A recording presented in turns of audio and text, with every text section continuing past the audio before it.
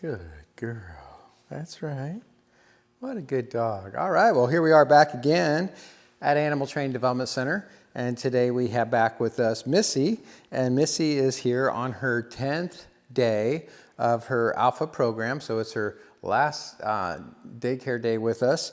And we are seeing right before our eyes a dog that has grown a lot in self-confidence, a dog that's learned to adapt and overcome a lot of her past fears and anxieties, a dog that has really just done pretty much a complete turnaround. So it's always great to see that. We know that she's had a pretty tough past, but just like a lot of us as humans, you know, you can overcome a lot if you can just have some faith and you can put in the work. You can overcome a lot. And so she's done just that. We've helped her work through a lot of fears, phobias, and anxieties. And she's just really become a different dog. So what I want to show you here is just a little bit of a recap on everything that we've done. And so right here you see her doing this place command. And the idea of the place command is they can do whatever they want while they're on the place except for get off of it. So she could stand up, turn around, lay down the other way, you know, a variety of different things. You could put a toy on there for her to have while she's on there, and that's fine. You know, but the idea being when you're in your place command, you have a lot of freedom to kind of chill, relax, but just don't, you know, get off of it, and that's the only rule. So in order for her to you know, have permission to get off that, I can give her the release word, and so we can just say to her, okay, good girl. And you see that tail coming up and her coming directly toward me to get that reinforcement. That connection is really what I look for. And that is just that kind of association. You'll see that in wolf packs. If you look at a documentary of a wolf pack, that very thing that she just did right there is an indicator that we're good. You know, it's that submissive wolf coming up to the more dominant wolf and giving that little pat of the nose. There was you know, no teeth, no nothing, but just that little acknowledgement that, hey, you know, I got you, that's cool, I see you, you see me, we're good. And that's what we like to see in our training. So what we do to help a dog that has a lot of anxiety, a lot of fear, maybe a lot of baggage from their past, is we help them face those fears and anxieties, you know, one step at a time. We call that the art of dog training. And that is, we want to create a challenging but doable environment for a dog to work through each and every session until we can systematically break down her fears, her phobias, her anxieties, and build self-confidence and connection in its place. And so we're just going to take her around on her heel command. It's one of my favorites to use to help a dog with that, because when the dog is healing properly, they shouldn't have much distraction. They're just not allowed. So it's such a strict position that it forces them to really focus on you literally every step of the way and just learn to avoid and ignore everything else. And so I'll show you how that looks. We've trained her to do the right side, heel. So just like giving the release command, if I give another command, of course, she can get off the place in order to do that next command. So here we have her in that heel position. And again, this is, I think, one of the most important, actually, I'll just say it, it is the most important. I've always said it. I don't know why I'm even balking at saying it again. There's no question that this is the most important command that we train any dog to do, no matter what their future job is going to be. Good, there it is. And it has some very specific rules. Like at the end of the heel, you have to sit as the dog, and you can see she debated about it, and I was just about to correct her for not sitting, because it should be a known, understood thing that, hey, when I say heel, focus on me every step of the way, no matter what's in our path, no matter where we're going or how fast or how slow, or what's in our way as we go there. Heel, and then focus on me until I stop and you sit. And then you're kind of off the clock again for the moment. So let's see if we get a better one this time. That's a lot better. Thank you. Good dog. Very nice. And then we have that little connection. She gave it to me, I'm giving it back. And that's what it all comes down to, is this symbiotic relationship. Down. Good. And it's a balance of trust and respect. And so if she didn't respect me, she wouldn't have just laid down there. And if she didn't trust me, she wouldn't have just laid down there. So the down is one of those very special commands that you have to earn your way to when you're training a dog. And especially when it comes with dogs that have had a lot of baggage in their past, a rescue case like Missy or others, or maybe they've had abuse even in their background. And so you just have to understand it's a process. You're not going to, teach the word and have them just do the word, because it's not just a word to them. And so when I tell a dog like Missy down, I'm basically asking for her to salute me like a military officer might. And if you watch the wolf backgrounds, all this is based on the dynamics that happen in wolf packs every day, all day. And our domesticated dogs aren't much different. All the body languages, all the symbolism, it's the same. And so what we're looking to do, good girl, is honor that, and try to make it useful in the way that we communicate back to them. So they can't understand English, but they can understand sign language. And in a sense, what we're doing with our body language as we train a dog is helping them understand our way of looking at things almost more through a sign language than just verbal. So I always tell people, keep your verbal very simple. You don't have to have 100 different words in order for your dog to be an amazingly trained dog. If you have 5 really good words that your dog can do, you can go anywhere on earth with that dog and not have to worry about much of anything.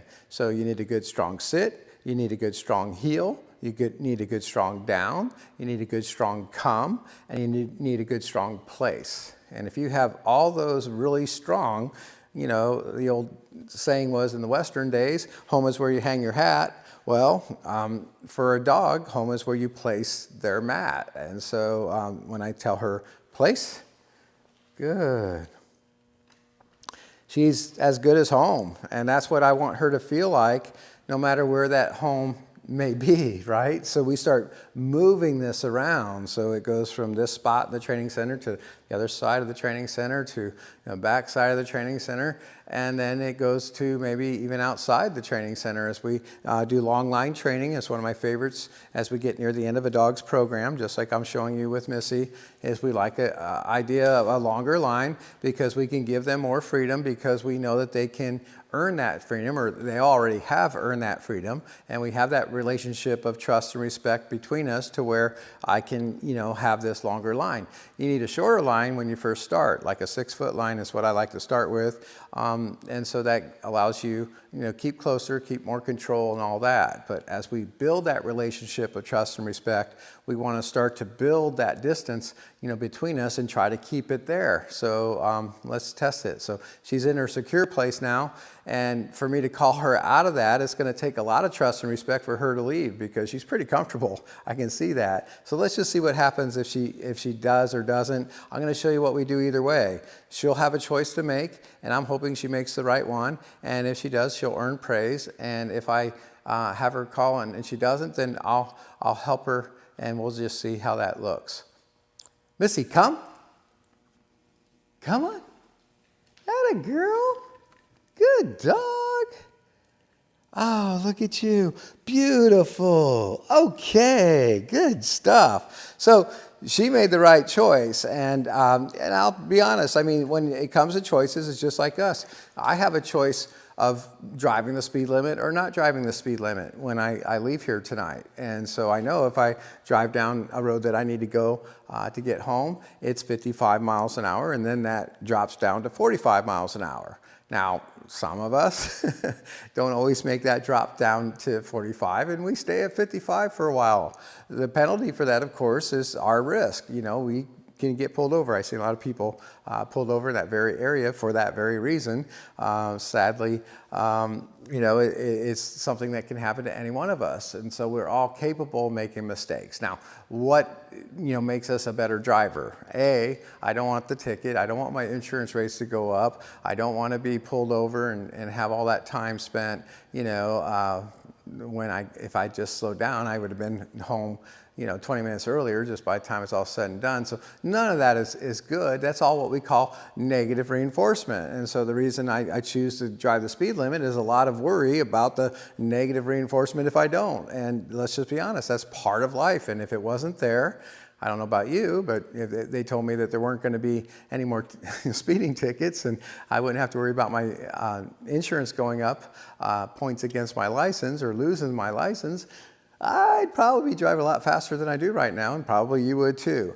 And it comes the same with a dog. When we start training with a dog, let's face it, there are going to be times where a dog would rather do what they're doing or what they want to do next than what you're asking them to do instead. And this becomes, a debacle. This becomes an issue. So who wins? Ultimately, in my world, the human needs to win because we understand dangers that a dog doesn't understand. We understand, boundaries that a dog doesn't understand. We understand laws that a dog doesn't understand. And so we have to take that responsibility of being that dog's leader and being that dog's, sergeant or whatever you want to call it. People want to make it negative. It doesn't have to be negative. It's just leadership. It's guidance, if you want to make it that word. Maybe that's a more gentle word. So we're going to guide our dog into doing the right things, but the way that we do that is by pressure on them if they don't. It's just as simple as that, guys. Here again, we're going to lead out toward the end of our line, and we're going to give her a call. She's even more comfortable this time, and let's see if we get the same results. Missy, come. And she's debating. I'm going to use a little vibration. No. Missy, come. Good girl. There you go. Come on. Very nice. Good girl. Good job. Good. Okay. So you saw there that she was comfy enough. She didn't want to get up. And for now, let's face it. Who cares whether she lays there or comes to me? But what if this was a real world incident where, she's hanging out in an area where maybe there's going to be danger. Maybe she's lingering at a road intersection or something like that. When we call a dog, there needs to be some urgency. At least sometimes there will be. If you go places with your dog at all, you'll know as well as I do that you're going to find times that, we need you to get over here now for whatever reason. It does happen. And so we need to start to set up scenarios that allow for us to influence a dog in a consistent way in order to get consistent long-term healthy results. And so right there, all I did was I hit the little vibration button on this collar. And if you remember the old days when they gave you a vibration device that let you know when your table was ready at a restaurant, then you know exactly how this feels. It doesn't hurt. It does, kind of surprise you if you're not ready for it. And if I give a command to a dog and they don't respond, when I say the word no, if I hit that vibration at the same time and then release the button and then give them the command again, as you saw me do, then typically we'll get the result that I showed you. And if not, we have other ways that we can help, progress from there.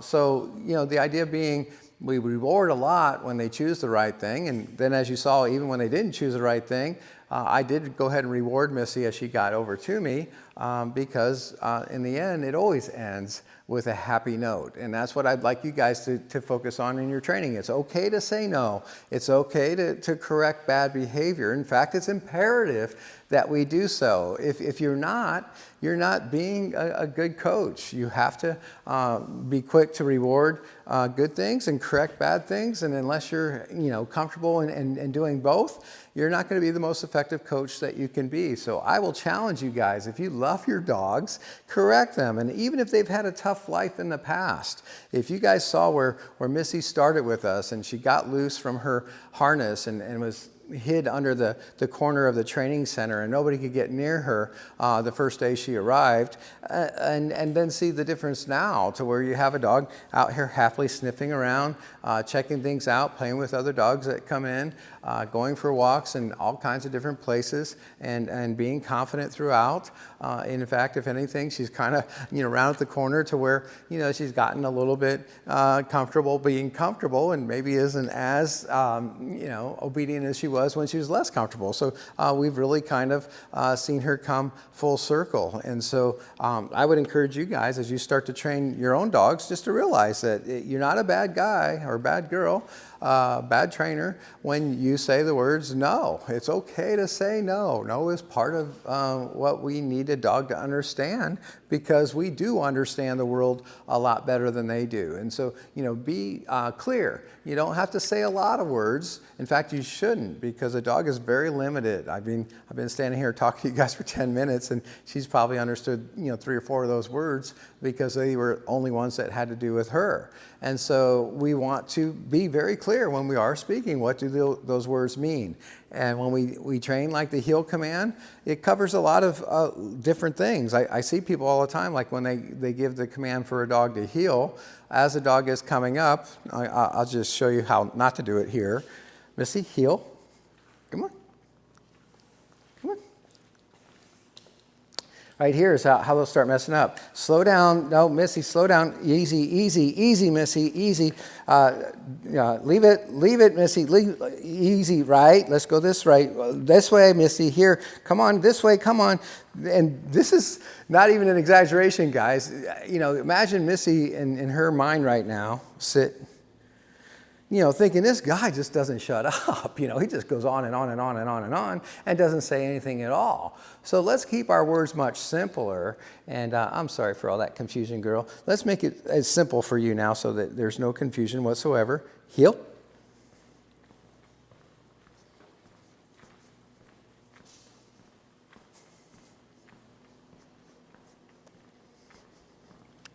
No, heel.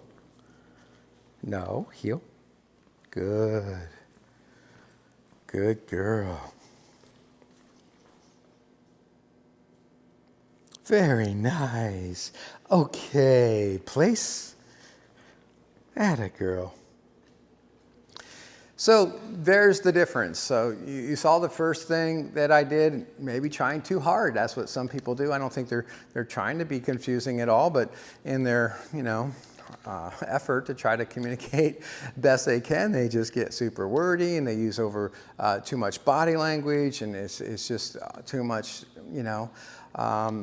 drama for a dog to really settle in and do their job the best that they can do. And so we're really trying to keep our words few when it comes to the dog training. You don't have to say a lot. You have your words of praise, you have your release word, you have your command words, which, like I say, if you can just do 5 really good with those 5 words, sit, heel, down, come, and place, you can pretty much go anywhere on earth if your dog will do those 5 things really well. And so you don't have to have a lot of conversation. Now, obviously, as you go on in life, you can train a dog to learn, 20, 30, 40, 100 command words if you wanted to, but ultimately you just need the 5 foundational commands to be really strong in order to enjoy your dog wherever you go.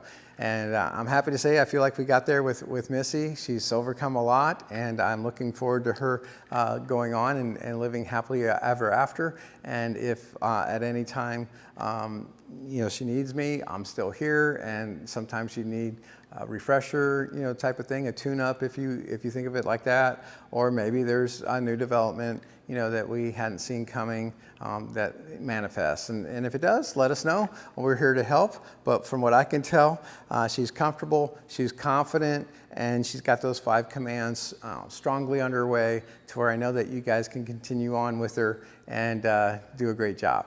So thanks for your trust in us. And as always, we'd like to wish you happy training.